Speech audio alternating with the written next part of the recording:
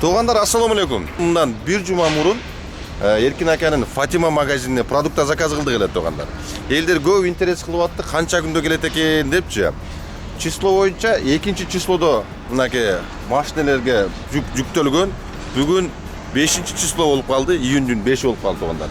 3 күндө жетип келди продукталар. Мынакей могу коробка меники, ичинде күрүчү бар, башкасы бар. Москванын товарларына караганда туугандар 3 эсе арзан болот. Assalamu alaikum mekendештер. Фатима маркет Шамал сай, бизде сонун мүмкүнчүлүк. Эми Шамалды сайдан Москвага товар санап жөнөтөбүз. Ал үчүн сиз 0500 174 174 номерин сохранить этип, каталогга кирип товар заказ берсеңиздер, товарыңыздарда метро Озернояга 500 рубльга жеткизип беребиз. Кыргызстанда эмне жеңер келсе бүт бардыгы бар магазинде. Келген жүктү бир сыра распаковка кылып силерге көргөзсөм. Урматтуу биздин могул Москва шаарындагы чайкана иштеткен биздин мекендештер. Не только чайкана иштеткен туугандар. Жөн деле үйгө деле заказ кылсаңыздар болот. Кандай жетип келди бир сыра көргөзөйүм, эмнелерди заказ кылдым. Могул коробканын бардыгы мага 5100 сомго түштү туугандар. Кыргызстандын сонун 5 бармакка иштетилүүчү лапшалары. Мынакей. Арзан, өтө арзан. Ошол Фатима магазининин WhatsApp-ынын каталогуна кирсеңиздер, ушунчалык деңгээлде арзан экенин өзүңөр көрөсүңөр туугандар. Күрүчтөрдү заказ кылдык үйгө, на выбор. Эң эле кымбаты 150 сом окшойт чагында күрүчтөр туугандар. Алянга заказ кылдык, чемпион заказ кылдык. Переправаларды заказ кылдык. Мондай жаңактын немеси менен маңызы менен аралашкан асалдарды заказ кылдык. Вермишелдерди өзүбүздүн байжы чайларды заказ кылдык туугандар. Так, сгущенка, дагы күрүчтөрү бар, астында толтура нерселери бар. Малина, варенье, дагы эмнелери бар. Переправалары бар, салаттары бар, кышкы салаттар туугандар. Ушундай. Дагы толтура нерселерди заказ кылсаңыздар болот, каталогуна кирип туугандар. Өтө арзан. Мен именно ошол чайкана иштеткен чайкананын кожоюндарына совет бере кететилем туугандар. Эгерде Фатима магазининен заказ кылсаңыздар 3-4 күндүн ичинде жеткизип берет экен. Момундай толтура коробканын акчасы 500 рубльга келет Москвага чейин туугандар.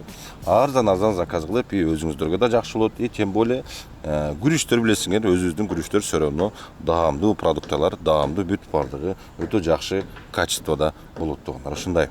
Фатима магазининин WhatsApp номерин жазып коем, кирип эле кирсеңиздер, кыскасы бүт бардык продукциялар канча экенин өзүңүздөр көрөсүңөр туугандар. Ушундай. Кеттик анда видеону дальше уланталы. Москва жергесинен баарыңыздарга жагымдуу ысык салам туугандар. Өзүңүздөр жакшы билгендей эле бир жумадан бери В класска, то есть тариф круизге машина издеп жүрөм туугандар. Бир жумадан бери уйку жок. Жада калса мага кошулуп уже жаанда токтобой асман кошулуп ыйлап атат. Бир жумадан бери токтобой жамгыр жаайт билесиңер. Кечээ күнү өтө катуу шамал болгон. Сториске чейин киргизгем. Үйдүн астында дарактар бүт кулап, бул жамбаштагы 1-2 машиналарды басып калды.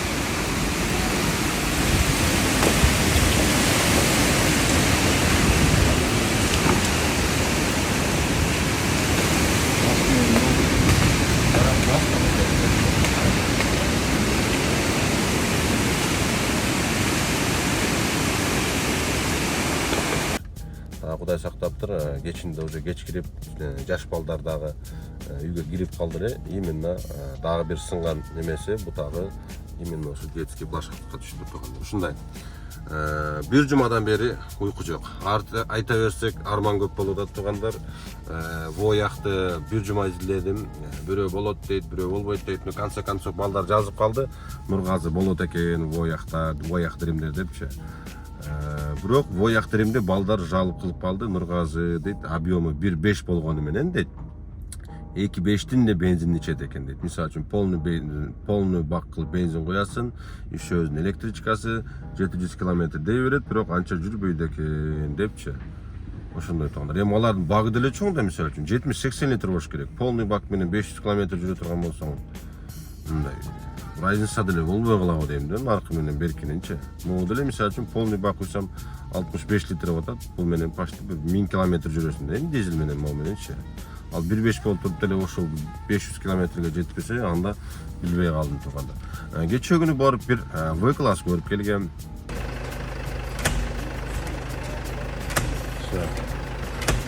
Бул максимальный длины эмес экен, средний длины экен. Так. Машинеге полностью шумоизоляция кылынган экен. Өзү синий цвет экен, мондайчы. Черныйга пленкаланган. Камера немелери, память сиденья, надув, кыскасы беркимдеги бүт бар экен. Бурмистр. Иштери бүт жакшы. Эшиктерине даже доводчиктери койдуруптур. Мондай воздуховоддору, панорамасы, креслолар бүт коричневый. Так, порогторун койдуруптур, монтан жана турган. Задний мондай номерлери откидывать өтө турган. Немного смазан. Да, я понял. Это силиконовой смазкой. Ага. Все. А так башка жерлери моторлору четко экен, ал кичине назак жака да айдап көрөйүнчү. А так жакшы экен. Полностью подавать этип вовремя караганбыз, бүт бардык чектери бар дейт. Так, потолоктору.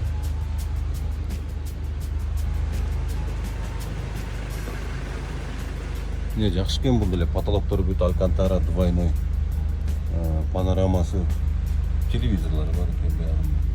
Да, он нажми, он отпрыгнет. Ага.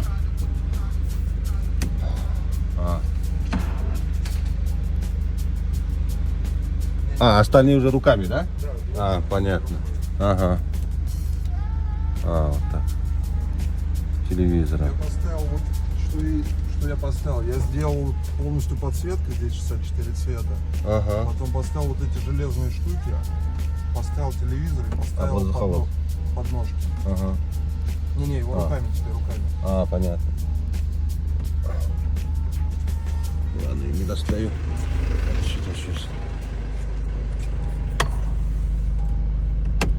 Ага. Все, сейчас. Угу. И Так. поставил вот эти подножки и все. Вот это, да? Да. Ага. 100 тысяч стоит. Все 4 штуки.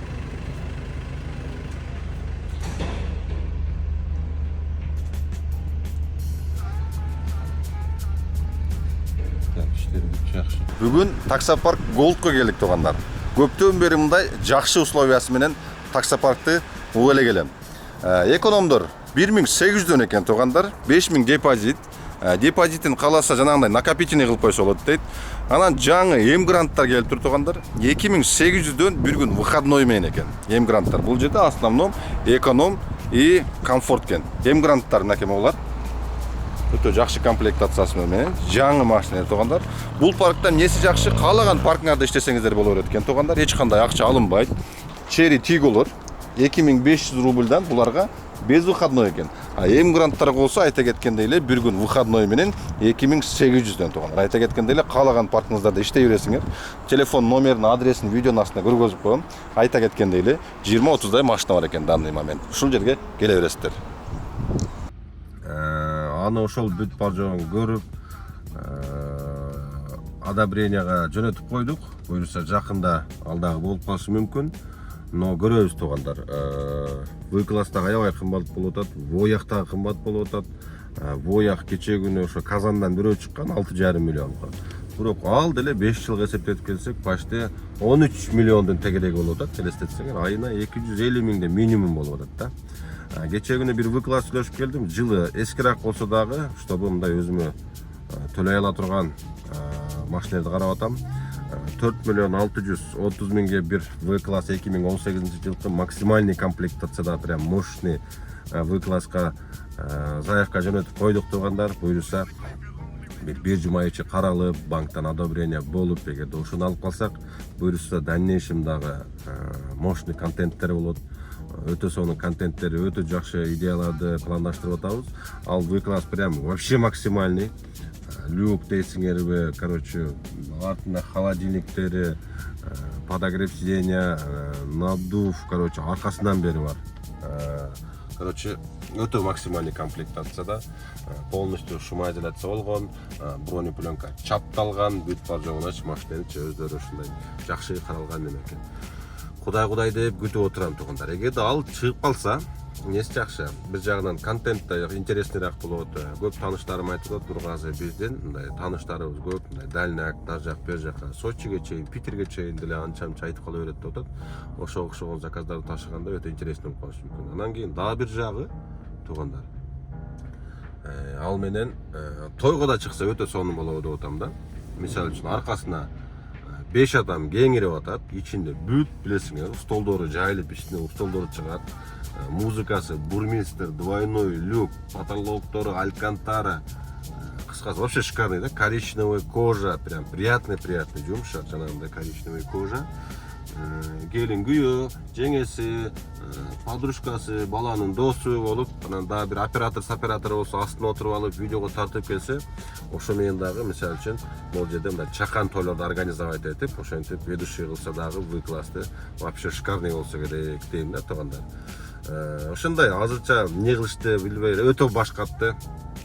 Бул жактан ошондой тараптары бар экен, тем более кымбат болуп атат. Москвада алам десе минимум 8,5 миллиондон башталып атат. Башка региондордо, башка областтарда ошо 6,5 миллиондон башталат экен. Мен билбейм, башка жакта кандай болот. Ошого мындай пока что Китайга кызыкпай эле, мындай билген эле машинемен минип турайынчы деп туугандар айланып тегеленип келип, ошол воякка эмес, В-класска токтолгон кезим. Анан кийин мо Китайларга келе турган болсок, Китайлар азыркы күндөрү өтө капризный болуп атат, өтө капризный. Не только мо минивендери туугандар, мо Черри, Мерилери, өткөндө жанагы салды ынтымактын барып туруп таксопарктын реклама тартканы бардым. Анда болсо 100 машиненин ичинен 20 Черри Тигонун коробкасы келиптир. Анда мурун эле бир 6 ай мурун могул жакта дагы бир кишиникин тартып эле 10 машинесинен 3 машинесинен Черри 7 Pro Max'тын 3өөнүн коробкасы келиптир.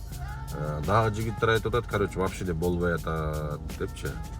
Ошон үчүн Китайдан өтө мындай этияттанып тургула тургандар, арендага минсеңер минип тургула, чтобы мондай тестовый жанагы немелер өткүчөчү, выкупка албайчы.